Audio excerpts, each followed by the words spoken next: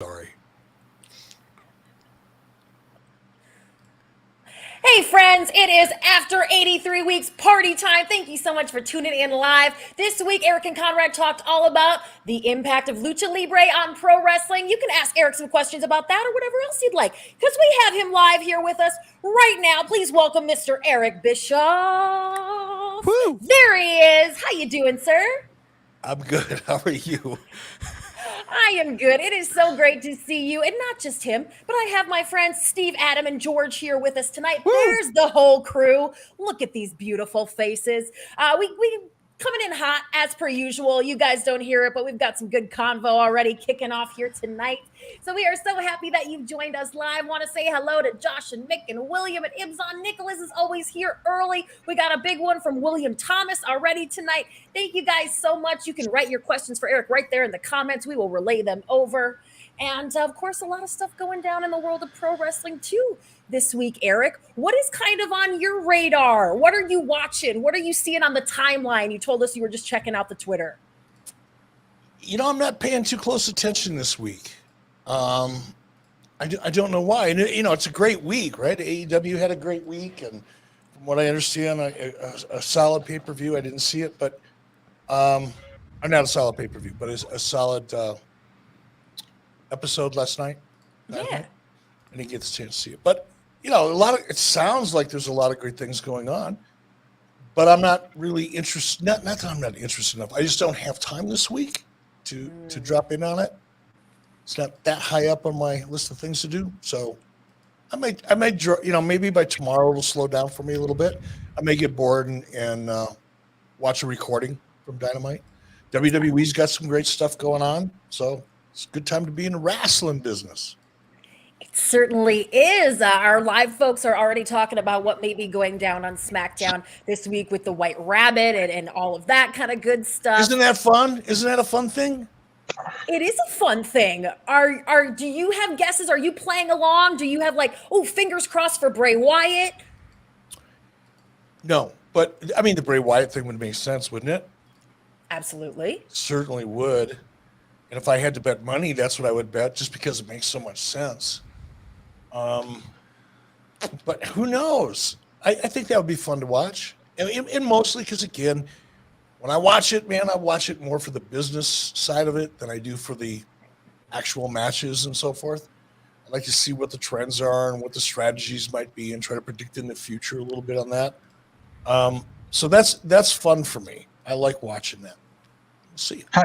How would you tread that? Because obviously this whole White Rabbit thing, it kind of began because people were saying during the commercial breaks of a SmackDown, this is happening. During house shows, this is happening. Like all these things are kind of happening outside of what was in front of us. It wasn't even something that played on TV. It was like scan the QR code to go here. So how do you how would you kind of tread that as far as you see that it's getting a lot of buzz, but you're investing in things that's not appearing on TV, but it looks like it's paying off. So my question is how would you calculate that risk? I would be working with someone much smarter than I am when it comes to, no, seriously. I mean, that's a big part of being successful, in my opinion, is knowing what you don't know. I know what I'm good at, but there's a lot of shit I'm not that good at or don't have any experience in. And this kind of organic viral marketing is really a world unto its own. It's a fascinating world, and there are young upstart companies and groups of people that are really, really good at it that aren't on anybody's radar.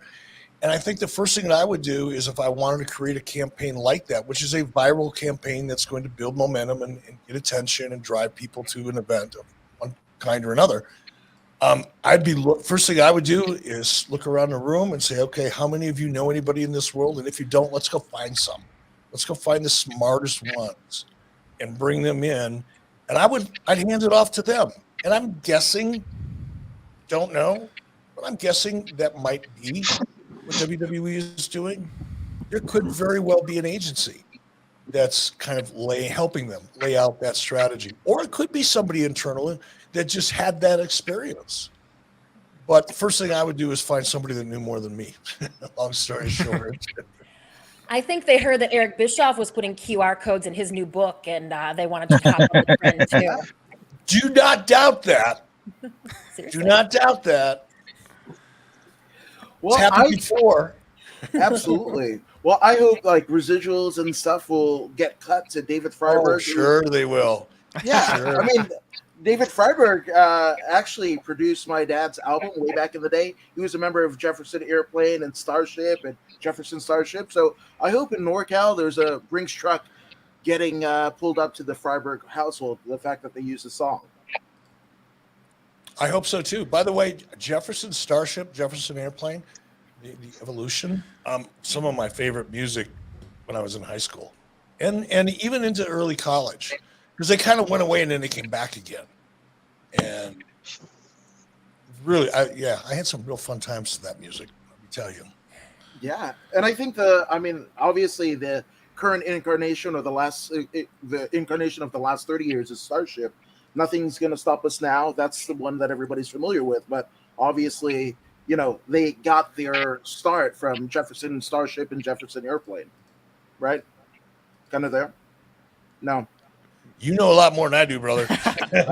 Listen, go down wormholes. But if it is Bray Wyatt, right? There have been other kind of Easter eggs, so to speak. I saw on the interwebs there might have been a truck, like a production truck, and a mysterious figure, coming out of the production truck. There has also been a graphic in Matt Riddle's clothing of the next Extreme Rules pay-per-view that kind of lend its hand to a Bray Wyatt return. All of this is just something out of the norm of the WWE of the last 20, 30 years, if ever. I mean, what's your thoughts on it, their new approach? Well, I mean, let's be honest. It wouldn't have paid off too well to have this kind of a campaign before there was social media and the internet and the interwebs and all the other means by which people share things now. I just think it's cool, man. It's different. And, how many you guys have been hearing me bang this drum for as long as we've been doing this show and probably longer. Man, you just got to be different. You can't keep doing the same things over and over and over and over and over again and think you're going to grow your business. Things have to change and evolve. And this is a new creative idea. And I think more importantly, it's taking social media and programming and content to a better level, to a higher level. I mean, everybody's trying to use social media and they chat and they sometimes have, fights over the internet and they call each other out over the internet or on social media. Big fucking deal. It doesn't really register much, does it? But when you can harness the kind of viral horsepower of a community and take them on a journey, which this is its own journey, kind of like, a video game in a way where you're actually a player in the game. Man, I think it's awesome, but it's also, I think, a manifestation of where we are digitally as a culture.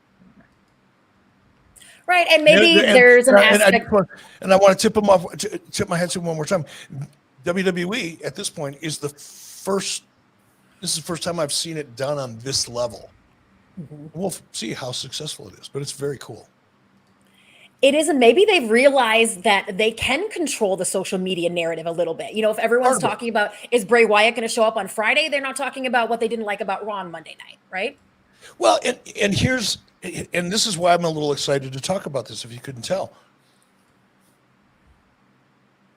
They're engaging the audience in a fun way. It's like I said, it's a journey. I don't want to underestimate that. You're taking, it's a game. You're playing a game. You're guessing along and you're talking about it amongst your friends and people like us talk about it. And that's what it's supposed to create. I just think it's fascinating how they're doing it. And I wasn't even thinking about it too much until you brought it up. So I appreciate that. Yeah, we're going to talk a little bit more about Bray Wyatt, some of the other free agents out there when we play Sign Here, Let's Talk, or Good Luck a little bit later. But one of the free agents who just got signed, we had a big surprise appearance last night on Dynamite, was Soraya, the former WWE superstar Paige. Is she someone who you hear that she made a debut and you go, oh, that's a good move. That's some money right there.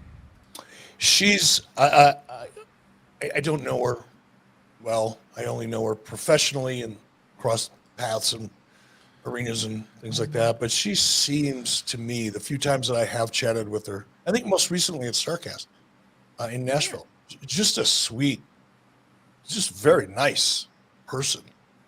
And I'm happy for her. They say it's in her blood. Well, it really is. And I really hope it works out for her. She's in a great position. Yeah. She's in a great position. People are excited about her. Let's see where it goes, but I'm pulling for her. They are excited. I thought of you when she came out because there was no announcement that there was going to be a big surprise. Right? For the first time, it seemed like we were expecting absolutely nothing. And that made it so much fun. Shazam. Maybe somebody's listening to me on 83 Weeks or in Strictly Business or on this show. I don't know, maybe. Let's hope. Our live chatter said, Cornell said, Soraya is turning the page. We love that. Oh, I like that. See, Tony, now if I'm Tony Khan, you know what I would do? Like somebody, if you're listening to this show and you know somebody that knows somebody that knows somebody that can get a message to Tony, do it. It'll be the biggest favor you've ever shared with him, given him. Because Tony's willing to stroke a check to buy music rights, right? Mm-hmm. And he's been doing it. He should go buy Bob Seger's Turn the Page. And that should be her entrance music. She could come out all badass. Along Lonesome Highway, deep in Omaha. Oh, turn the page. Oh my God, that would be so great. Bob Seger, turn the page. Her entrance would be fucking epic. I'm sorry to crush your dreams, Eric. That is a fantastic idea. However, she's already gotten Tony Khan to pay her boyfriend's band to use their song for her entrance. So ship has sailed, but it's working out really well for Ronnie, the rock star. Her boyfriend could cover that song. It would actually be cheaper. There we go. What an idea. Still have to pay publishing rights. Oh yeah, you still have to pay, but it would be considerably less than buying a track outright. I mean, Metallica did it, right? But the Metallica version would be just as expensive as the Bob Seger version. Right. Well, I hope they are listening. While we are at it, let's get to some awesome Lucha questions. We have got this one from William Thomas, who doesn't always join us live. Hello, William. Welcome, and thank you so much for the super chat and getting us into the Lucha Libre conversation. He says, Mr. B, how instrumental were you in acquiring Rey Mysterio, and how good of a talent was he? I was the guy that brought him in, so I was very involved, I guess, to that extent, or to that point. As far as you must have really seen something in him, yeah. Well, again, he was part, Ray.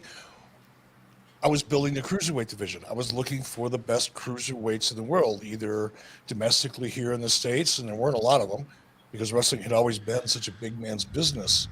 There weren't a lot of 160 pounders around back then, right? But I was looking to Japan and I was looking to Mexico.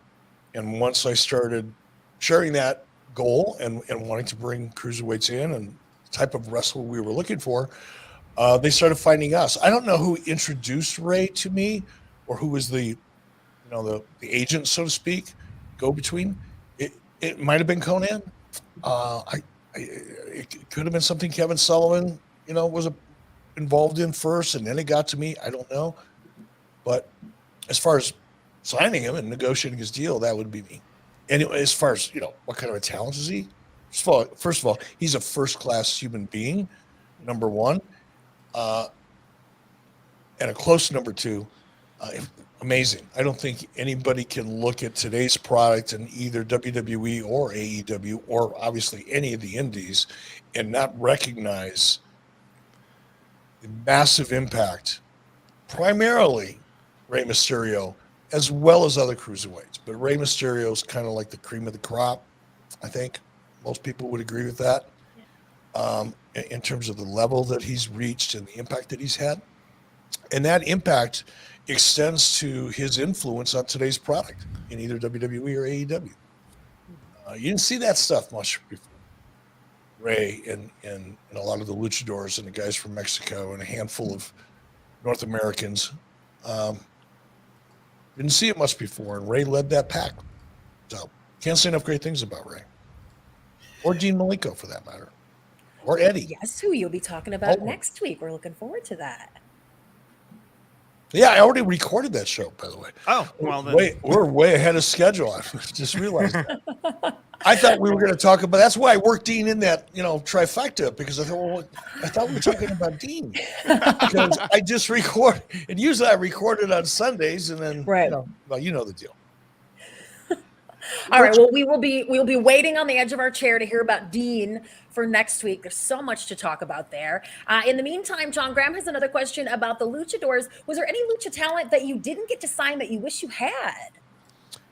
No, honest answer, I wasn't that familiar with the lucha talents in Mexico. It's not like I was studying Mexican tapes and watching shows from AAA or EMLL or anywhere else. I was relying on people like Kevin Sullivan and Terry Taylor and eventually Conan to be that kind of liaison and find the best of the best. So they may be able to tell you somebody that they wish that they would have been able to bring to me that they weren't able to, but not off the top of my head. Good question though, man. Thank you. For somebody like a Norman Smiley, is that somebody that, because I know he made he was a big name in Lucha Libre. Was that somebody that you saw maybe got pushed to you via the Lucha guys, maybe like the Conan and whatnot? Yeah, I don't, again,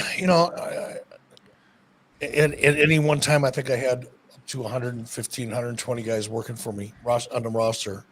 So I can't remember how each one of them showed up first and who connected the dots.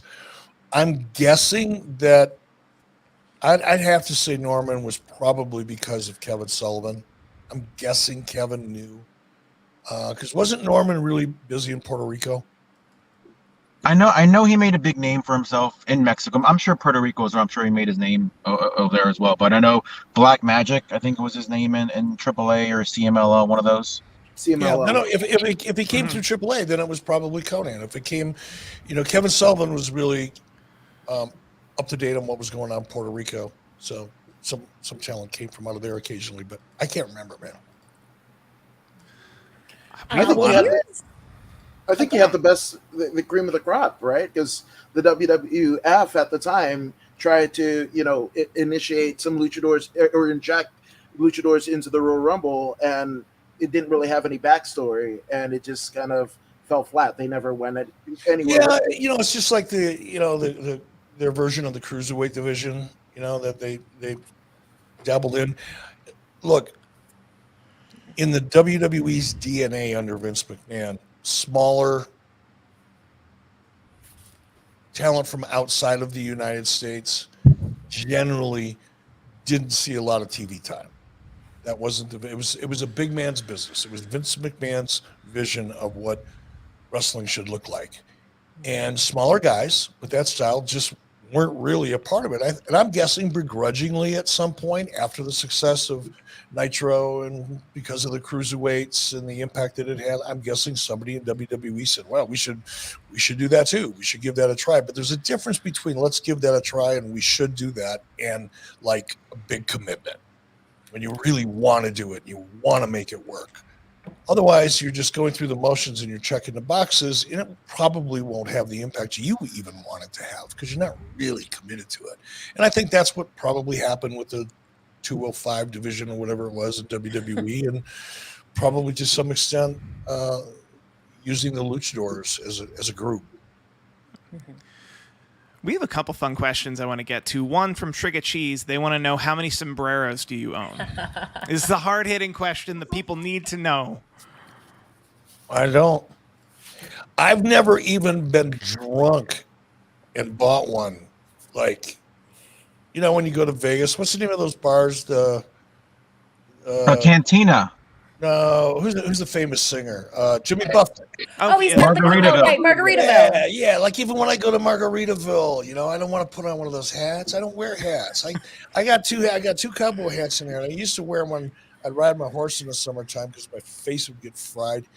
But I don't have my horse anymore. Now I just use them as a decoration up on. And Ibzan Aurora has two questions. I'm actually going to ask the second one first, which is, why not have a Nitro in Mexico? Their arenas sell out. And I'm kind of curious, was that idea ever floated? And were logistical reasons, or do you not have TV in Mexico or parts of Mexico? That. Oh.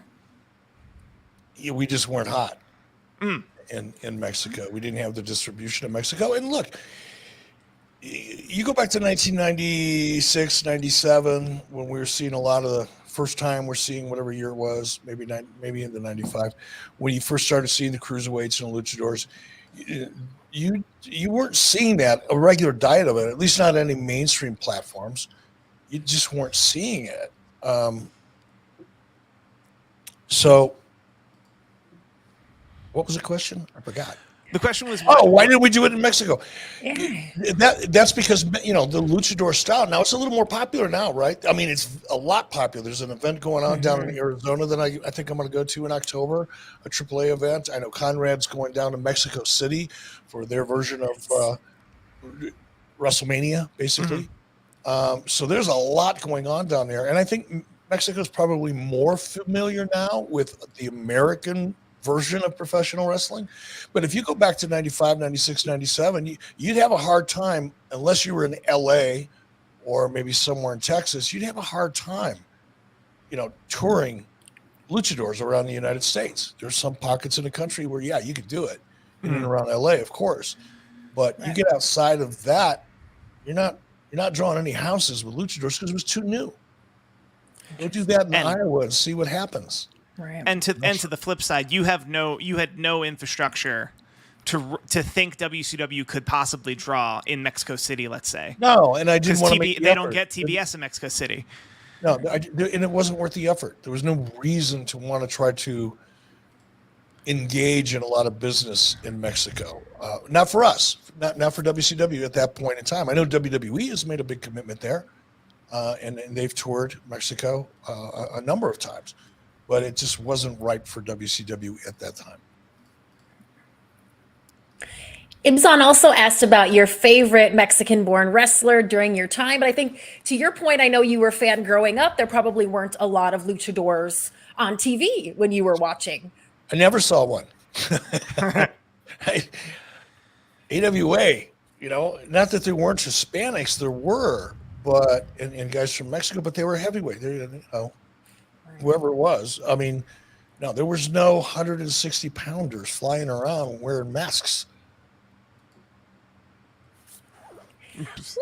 Let's switch gears a little bit and talk about someone who is neither a luchador or not even really a professional wrestler until very recently. Matthew Gold wants to know your thoughts on Logan Paul getting a title match. So, Eric, we've talked a lot about this, and you've really praised WWE for tapping into Logan Paul's audience and his mainstream, the press he's going to get, all that kind of stuff. But now he's going to get a championship match against Roman Reigns at Crown Jewel. Is that too much? Is that taking it too far with sort of a celeb cameo style type opponent?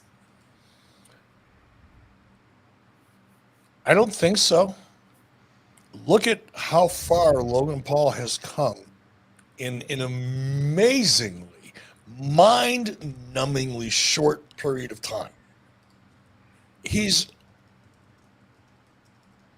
I don't want to use the term phenom, but I can't think of anybody, professional athlete or otherwise, that could walk into the business and in as short a time as he's been with WWE perform at the level that he's able to perform at. What's the term that sportscasters use? It's funny how sportscasters and people in media, talking heads especially, they're always looking for the new cool word. Like there's so many new cool words coming out all the time. Like when somebody's got a big ego and they need attention, I guess that's called thirst. Your thirst is showing. I just heard that the other day. Like, what the fuck? How do you know he's? Oh, I get it. Yeah, I hate to say icon, but man, I can't think of anybody that's come as far as him in such a short period of time. So I think it's kind of cool. And by the way, I know you addressed it, Christy, but I think it's worth highlighting. his following includes 30 million people. That's Most a of them following. right in that age range that they need. And how much you want to bet? I mean, I don't know. None of us will ever know, but I would bet a lot of money. And I'm not even a betting man. I hate betting. But I'd bet a lot of money that a large percentage of that 30 million people were typically not WWE fans. Mm-hmm.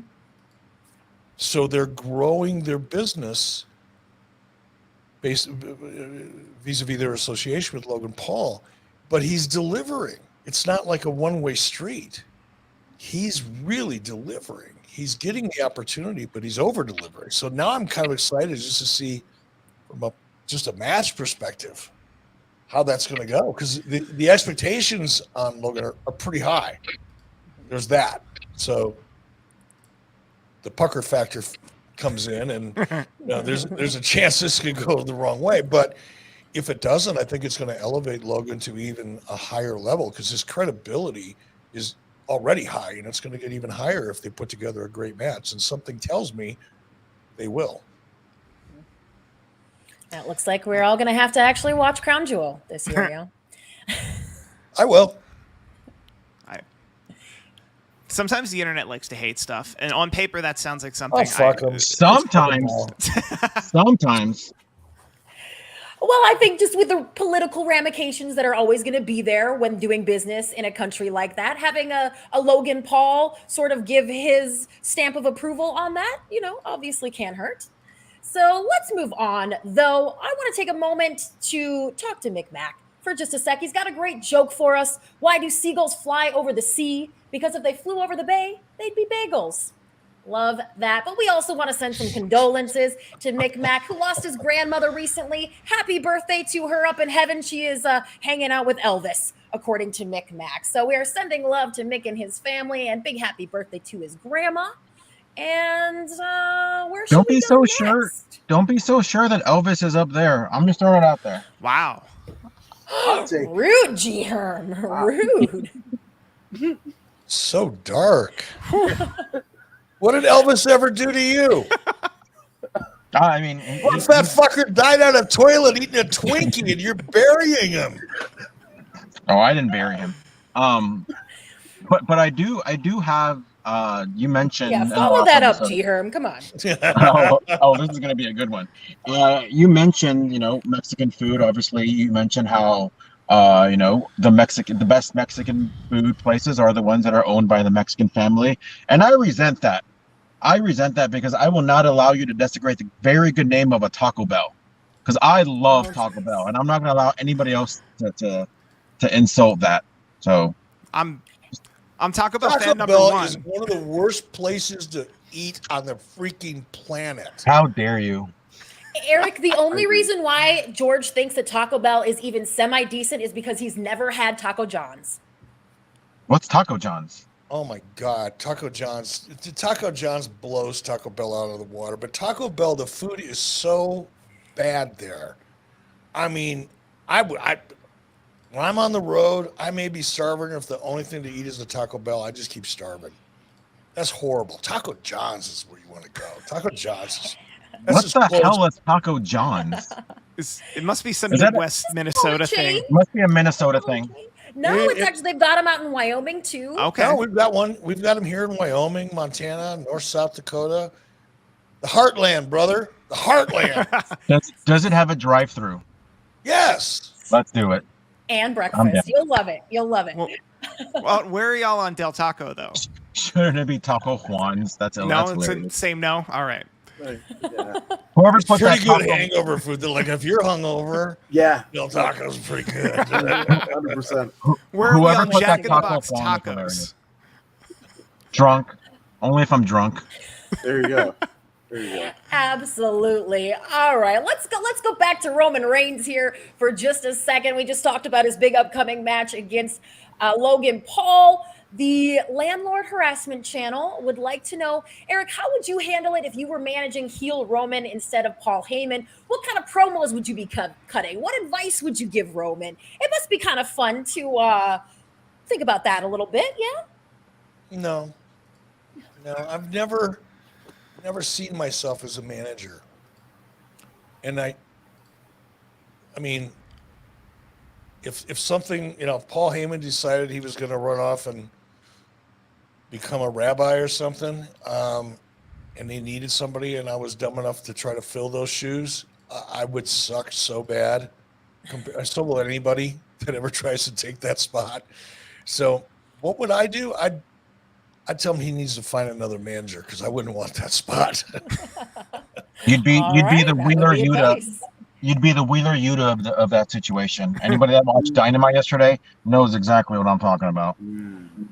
Poor Wheeler Yuta. He's been grilled almost like a piece of meat. Here's a question from Josh Eric. He wants to know, how did dinner turn out tonight?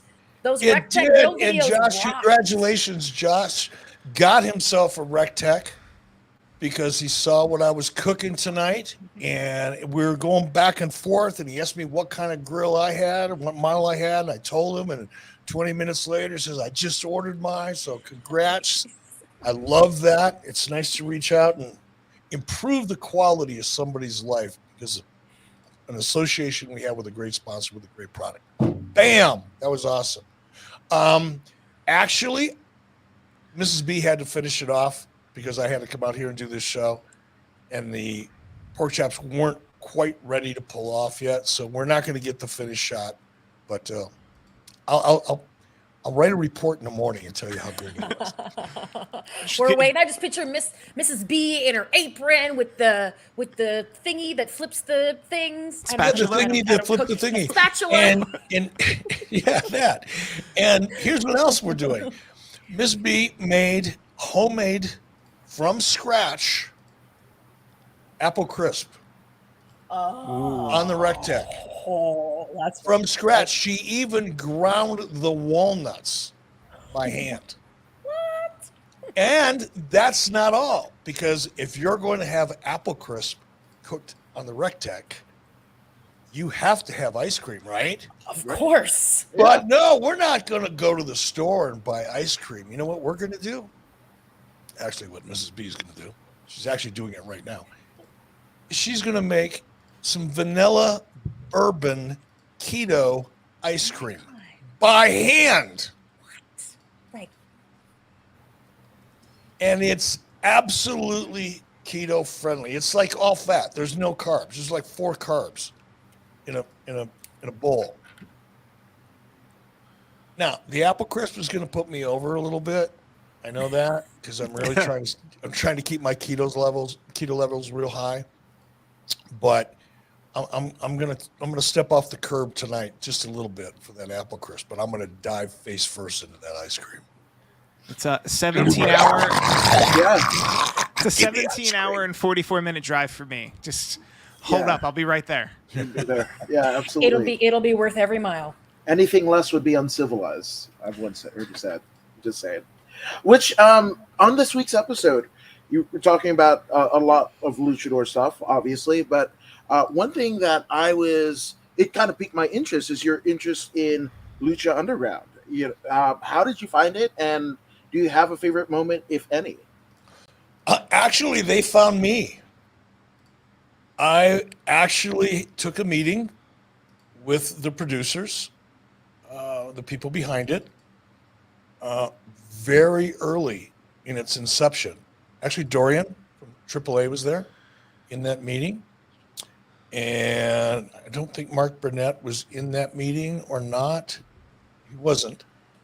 Because I'd done some work with Mark previously, so we knew each other. But yeah, I don't want to say it was an interview, but it was a meeting, and obviously just feeling each other out. And I was impressed. I didn't really learn a lot. I saw some of the graphics and some of the staging design and things like that. They wanted to give me an idea of what they were doing. But I think it was more of just a chemistry check and an interest check. So that's how I first found out about him. And obviously, once the show went into production, I tuned in because I was curious. The people that I knew that were involved in it. Mark Burnett was producing it, executive producing it, and Conan was involved. And like I said, I was pretty interested. Did you? Oh, I got logged off. Right on. No, did you get to see the Penta versus Vampiro storyline? To No. me, that's okay. No, because what channel was that on? I don't even remember anymore. El Rey. Spike. Oh, No, It was on El Rey. Yeah, El Robert Rey. Rodriguez. Yeah, that was a little hard to find. Not every place had that network. But I did see it, but I didn't follow it closely. For the stuff that you did see, what did you think they did right in terms of their production or presentation? I think the focus on storytelling and obviously character was very, very good. I think it was done so well, but for the domestic audience, I think they had a hard time adjusting to the. Now, I'm not talking about hardcore wrestling fans. Take those people out of the match. They'll watch anything, right? In a wrestling ring, they may not like everything, but they'll watch it. But I'm talking about just the non-hardcore fan, and even people that were pretty regular viewers of wrestling, but not, like I said, hardcore. I think they had a hard time with the transitions from the ring action to the backstage drama, because the backstage drama was produced so well, much like a soap opera, the way it was lit, the way it was staged, the way it was shot, pacing, the narrative. It was like you went from a fight in the ring. I'm going to, try to allow myself to believe, give myself permission to believe in this stuff. And then you kind of abruptly go into a backstage area that's so similar to film and scripted television that it was a little jarring, I think, for the audience. It would have taken them a lot longer for the audience to get up to speed with that type of production. Because when you first see it, if you're not committed to it, because you know somebody that works there or whatever, if you're not committed to it, it's a little jolting. But I loved it. I loved that they tried. I loved that they tried, and that I was really interested in their technique. And it obviously didn't work, and maybe it didn't work for other reasons too, by the way.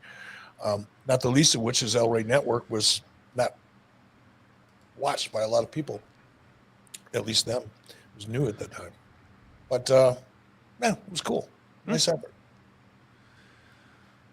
Well, let's go back to WCW for just a second. It was 25 years ago today that Bill Goldberg made his debut on WCW. Yeah, of course, squashing Hugh Morris. Was there a lot of thought put into who Goldberg's opponent would be, or did it just need to be a squash? Did it not matter much? I think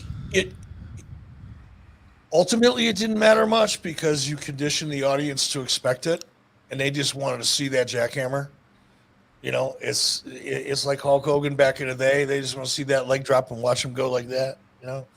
That was his thing, that jackhammer or the spear and a jackhammer. As long as they got that, they didn't really care too much who was on the other end of it. But his first match, it needed to be a big dude. It needed to be somebody that made Bill look even more impressive. If Bill would have come out there and, snatched somebody that was 210 pounds and didn't look like a threat, it wouldn't have been too impressive. But to go out there and do what he did with Hugh Morris, that's instant credibility for him.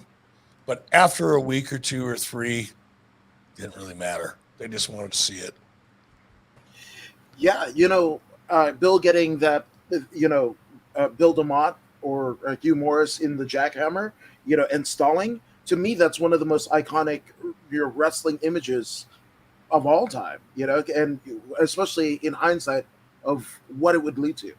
Yeah, no, definitely. And even that one moment, and to your point, even in that one moment, and that message, that was a hell of a message. Bill Goldberg was on the scene and he showed up in a very impressive way. Well, I think people may also remember from back in the day, Action Bronson being kind of involved, always being a wrestling fan. Remind me, guys, what his experience was in wrestling back in the day. Eric, did you work with him? Did you bring him in? Now AEW is using him with Hook. He'll be on Rampage tomorrow night. What's your experience with Action Bronson? I don't know if I have any. Did I? I'm pulling up his Wikipedia. Check this out. I didn't realize he had been in the wrestling world before. Well, yes, he has, and he's great friends with Sean Waltman, and that's how I know this. But I couldn't remember what his experience had been. So he's finally getting involved in the ring. This is another celebrity, use of a celebrity in AEW. Was that something that was on your radar at all, Eric? Did you hear that or see anything about it and think like, oh, Action Bronson, good choice? I'm not going to say anything because anything I would say is going to sound really shitty. So let's just move on. All right, let's do that. Because I don't want to say I don't even know who he is. Sorry. No problem. It's because I'm out of touch. It's okay. I think anyone who does it will after Friday night. But if you guys don't mind, let's go ahead and play a rousing game of Sign Here, Let's Talk, or Good Luck. So, Eric, this is one where I'm going to give you some names of some free agents out there, people who aren't signed to any company, big or small. And I want you to tell me, if you had them right in front of you in a meeting, would you say to them, sign here? Simply, let's talk. Maybe let's negotiate and see how this goes. Or good luck. Adios. Not here, bro. All right. Sign here. Let's talk. Or good luck. First one up is somebody we talked about already today, Bray Wyatt. Oh, sign here. I mean, he's going to cost you quite a bit. Yeah, but and now, assuming that we had a plan that I felt confident in, and we're going to come up with something that's new and fresh for him, but not a total departure from his previous character, so that you kept that fan base. But provided, there was a good creative plan, it's a good bet. You're going to make your money back. All right, next one on the list seems like a no-brainer, but Sasha Banks. It'll be different bringing her in for another company than would have been if she had left in a different way. A lot of complication there, and she's got a lot of big things going on in Hollywood, too. Is a Sasha Banks worth signing? No. And I think or my fear would be, because I don't know Sasha Banks. I don't think I've ever had a conversation with her other than maybe hello. But I'm guessing that she had a tremendous amount of success in WWE for a long time and made a lot of money. And she's very young. And she apparently, based on what I've read, is interested in music and or acting. And I think she's got all the potential in the world. So my fear and why I would hesitate and probably not get comfortable for the amount of money it would cost to get to sign her is because I would believe that deep down in her heart, she would really want to be doing something else. So good luck, Sasha Banks. Yeah, I think if she wants to come back, she'll come back to WWE. But I'm guessing she may not want to come back. Although I think for the parameters of the game, we'll call it a let's talk, and you'd want to iron out a bunch of dates. You'd want her on TV every week. No, because here's what happens, and this is one of the reasons, Vince McMahon gets a lot of heat, or has, from people that I know that have been victims of this. But Vince was pretty stingy about letting his talent get involved in other projects outside of wrestling. Until you got to, The Rock, obviously, and Cena. And when WWE Films was in existence, of course, that was a little bit of a different story because that was in-house stuff. Yeah. But, I was always a little reluctant because you lose your talent for a long time. And they're out of the mix. And you've spent a lot of time building them up. And you need them on your roster. And now all of a sudden they're gone. It's not necessarily a great thing. And I'd be too worried about something like that happening. I think you're right. I think I wouldn't be shocked if she has an Emmy in the next 5 years. Like, I think that's the trajectory for her. Yeah. Wow. That's awesome. Or maybe an Oscar. How about this one? Brandy Rhodes. A lot of experience in the ring. She can announce on a dime if you need her to fill in. Sold. Yeah. Versatile, talented, young, attractive, knows the business. Yeah. Yes. Sign here, Brandy. She's one of my faves. How about the Good Brothers? So that's Oh, Luke definitely, Gallows and definitely. Oh. I'm going down to hang out with them in I Georgia thought I would have next to month. tell you. I thought I would have to like remind you who they are, Eric. No, hell no. I'm going down to hang with them. I'm on a show. They're promoting a show down in Georgia. Well, that ought to be fun. Next month. I think it's next month. I'm going down there. Garrett's going to be on the Is it show. is it the Talkin' Shop-a-mania, whatever they do? I don't know what the name of it is, but I'm on my way. I ran into. Where did I see them last? I saw them in Nashville. Oh, we stayed at the bar and had a good time. But it's not the first time that's happened with those guys. No, I love those guys. All right, sign here, good bros. What about Malachi Black? Former Aleister Black of WWE is reportedly taking a little time off, but also probably wants to go back to WWE, where he would be under the helm of Triple H, who was detrimental in his career in WWE before. His wife is there. Would you be interested in signing Malachi Black?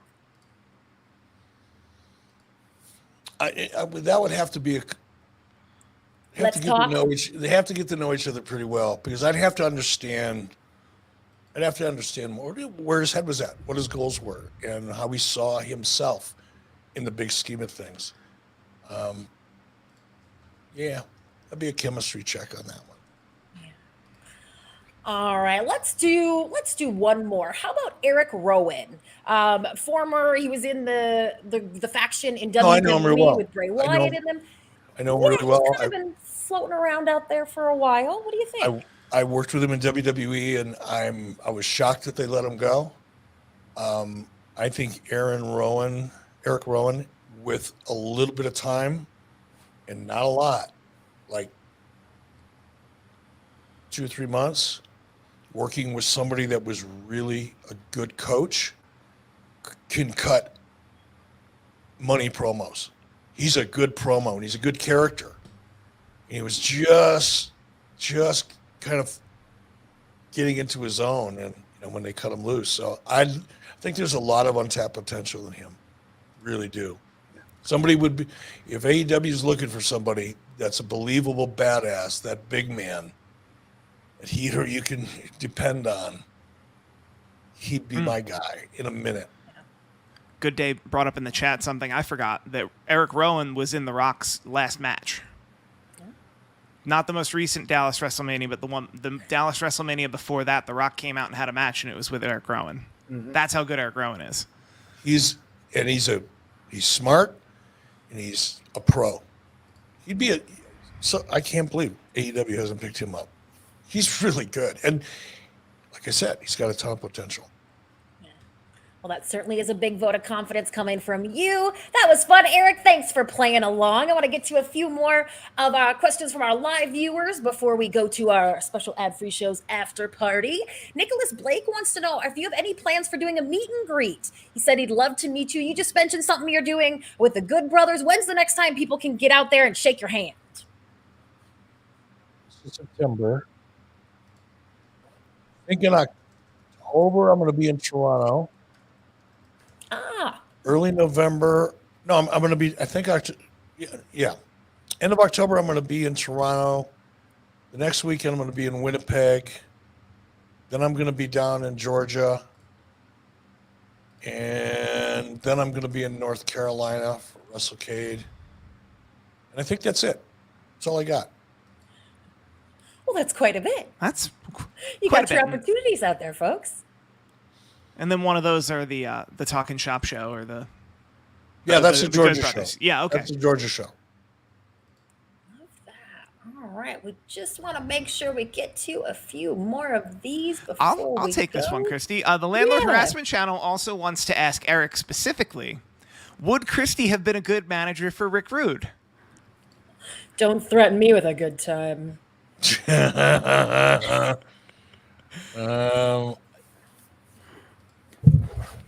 I think Christy would have been great in like the Dangerous Alliance. Ooh. In the Missy Hyatt. Christy could have been a great manager for any number of people. Mm-hmm. But with Rick, see, this is a little hard because I feel like I know Christy and I like and respect Christy. So I also know how Rick Rude was. And I've heard some of the stories from Wendy Flair about working with Rick Rude. And I'm not sure I would do that to somebody that I knew. Well, I appreciate that, Eric. Although we've talked about it before. I know deep down, Christy always wanted to be a Nitro girl.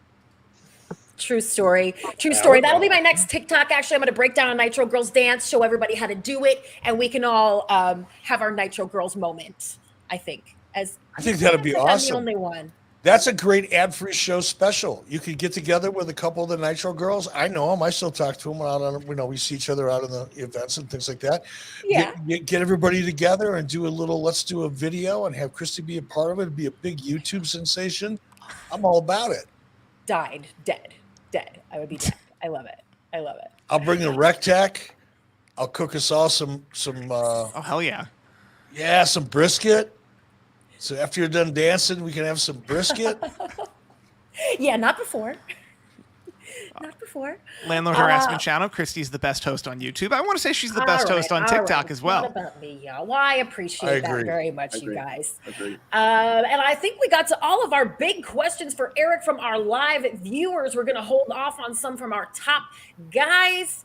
Yeah, let's do it. So we are going to roll over to our special ad-free shows after Partay. We want to thank you guys so much. If you have joined us live on the 83 Weeks YouTube channel, thank you. Make sure you hit that big red subscribe button. And then if you click the little bell too, you will get a fancy notification every time we go live and you have the opportunity to talk to Eric. So thank you so much. We do this live at 5 p.m. Pacific time on Thursdays when the Hall of Famer is free. So check us out every week. We hope you can join us live, bring your questions. And if you would like to join our special after party where things get real sassy, you can sign up over at adfreeshows.com. Thank you so much, Ad Free Show friends. Stay tuned. We got more coming for you. And have a great week, everybody.